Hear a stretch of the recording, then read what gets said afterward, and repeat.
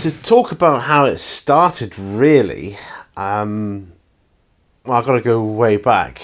So you didn't start with Roadhouse Bound, or even that formation, really. It began with a local band called the Southpaw Jinx, who I used to follow. Now, I'm going to go right back to the start, okay? It started with a local band called the Southpaw Jinx. Now, why I mentioned the whole separation thing was because during that period, I was going out, I was, having, good time, drinks. I was seeing a lot of local bands, and one of the bands, my favourites, was called the Southpaw Jinx. And my friend, the friend of mine who I worked with, he was the drummer, Neil, who was also the drummer, obviously, in Roadhouse Bound. But I enjoyed their music so much. I was wanting to get into music at the time, and I was considering drums or bass. I looked at whenever I watched a band, it was always the guy playing bass. He looked like the cool dude, the one who was setting the beat, getting people's heads nodding, people's foot tapping. It's the guy playing bass, right? I thought, I want to be that guy. Plus, I have the room for drums and things. So that's what I do. I spent every waking minute playing bass guitar, and took up lessons, and spin forward. In time, I got to practicing a lot of the Southpaw Jinx songs, and I was recording myself playing them for a bit of fun, really, and showed them to Neil, and he obviously thought, he's all right, this guy. And apparently, because I didn't know, but at the time, they were looking to replace their bass player. That happens, folks, if you don't cut the mustard. They replace you. But I didn't know this. But anyway, I was invited along for audition with them, which I did. Kind of offered the place in Southpaw Jinx as their bass player. And I got to do that, but they split up. Musical differences, cliche, But I don't know whose idea it was, whether it was Neil's or my idea, I don't know, or both of ours, but we thought, well, sod it, let's set up our own band, So that's what we did. We started rehearsing in our local studios and putting adverts out for guitarists, first, and then eventually the singer.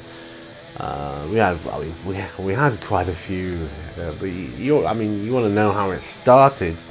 There was another guy we worked with, called Barry, who played guitar a bit and sung. So it's mostly rhythm guitar, but he mostly sung. And it was really good. He came along, but also, I can't remember whose advert it was. It might have been mine. I was putting adverts in local music shops and anywhere really that would allow our posters to go up. A Polish guy by the name of Pietrek, and if he's watching, then hi to Pietrek. I used to call him Pietra, by the way. Yeah, he turned up. And Barry turned up, so we had essentially two guitarists and a singer. And I'm spinning through several auditions, and but that fateful day when we all turned up at the studio at the same time, I don't know what it was, man. We just gelled. We were phenomenal. We just clicked straight away. We were like, yeah, we were following each other, we were doing, going off on a tangent, and we just follow each other, and within the space of a few months, we had several songs.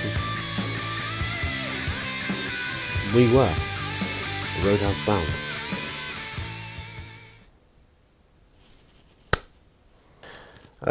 We held auditions,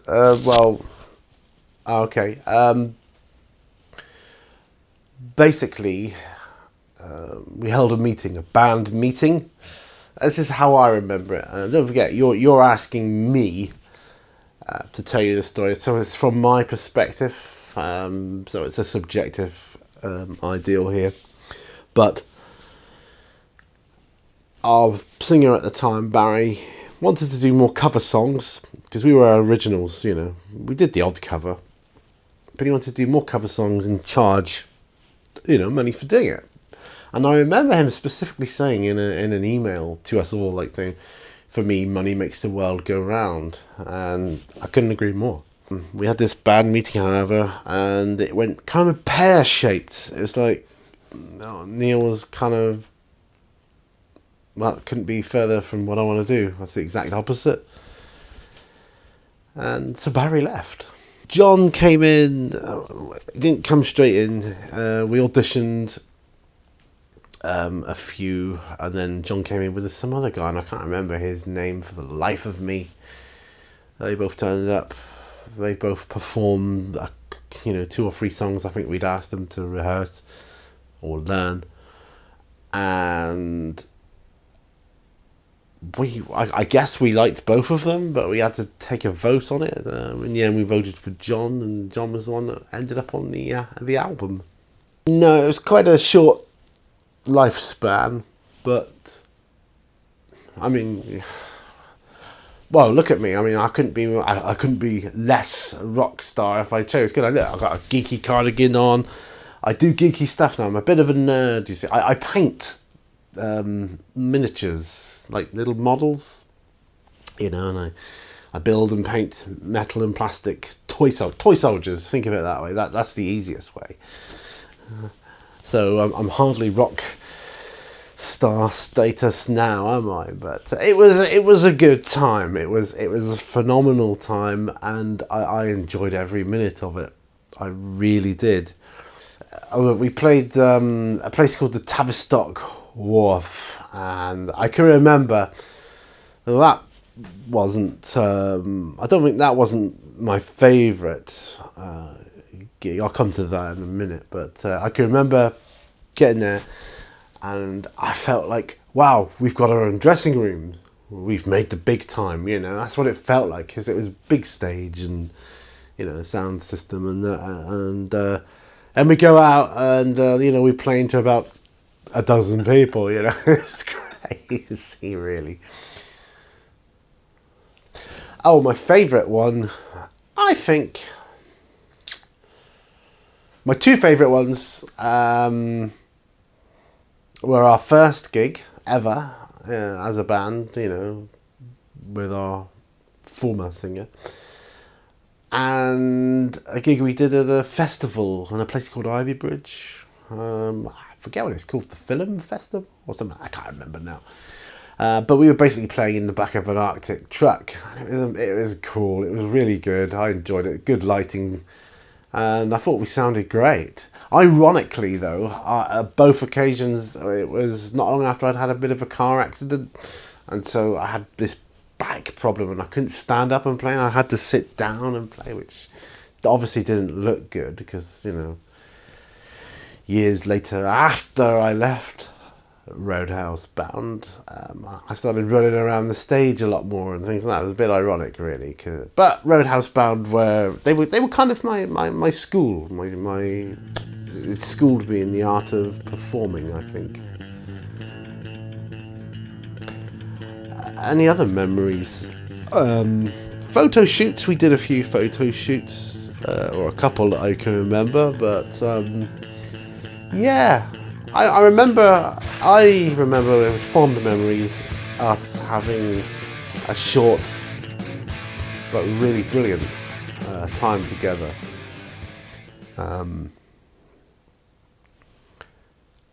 Well, I got kind of jaded with it.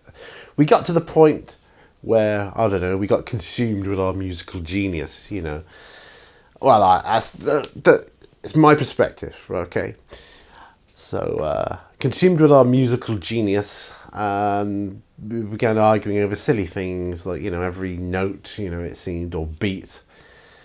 You know, somebody want to do something one way, somebody want to do it another, and yeah. And I started. I mean, I always said, look, I will do this until I don't enjoy it anymore. And when I don't enjoy it, I'm gone. And it got to the point where I wasn't enjoying it anymore. Yeah, we kind of fell out about that. We fell out a couple of times over that, and there was a few gigs, if I remember, where I kind of got a bit precious. I was of the opinion, oh well, if you get someone else to do it, good luck with that, because no one could do it as good as me, of course. But no, I kid. I'm joking, of course. But yeah. Oh, the album. I think we were all pleased with it. Pleased to have got it done. It was an eye-opener for sure, working in a studio and recording music, layering music on tracks. Takes a bit of the magic away from songs, I suppose. I know it's cliche, but every musician on an album such as that wants their mix louder, or they're playing louder in the mix. Do you know what I mean? I know that's cliche. The drummer wants his drums nice and loud. The guitarist wants his.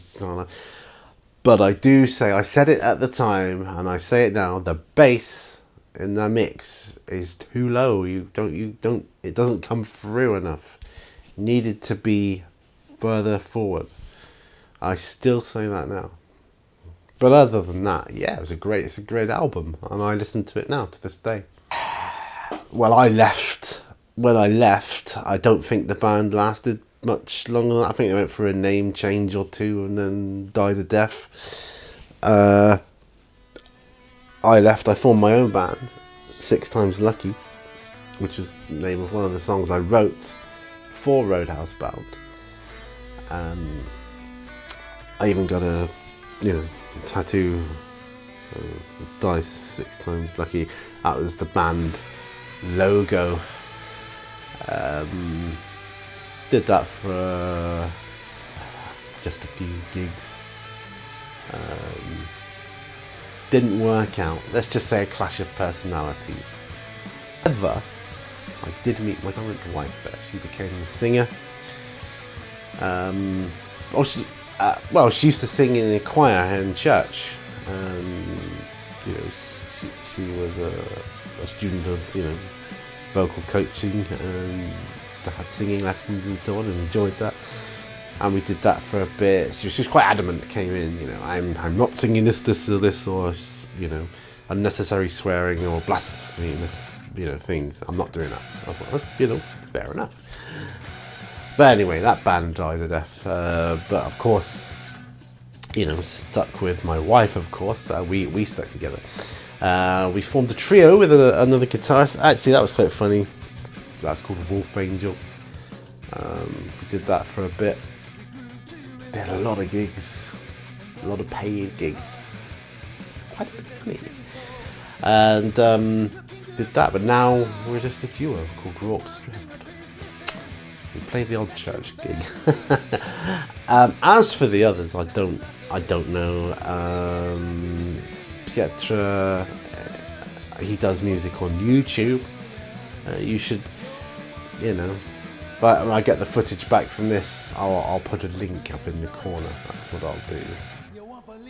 Yeah, I'll put a link up. And it'll be, I'll put him up in the corner. You should too. Yeah. And go over to his video. He still does music. He's a phenomenal guitarist. I always thought he was phenomenal. Classically trained, beautiful musician. I just love listening to his music. Our other guitarist, Jules, I think he still does music, like local band, that kind of thing. Drummer, yeah, I think he's still going in his own. I think he does a couple of bands now. Don't think the singer John is doing anything musical. Other than that, that's all I know. Yeah, well, good luck with the rest of your research. Thank you.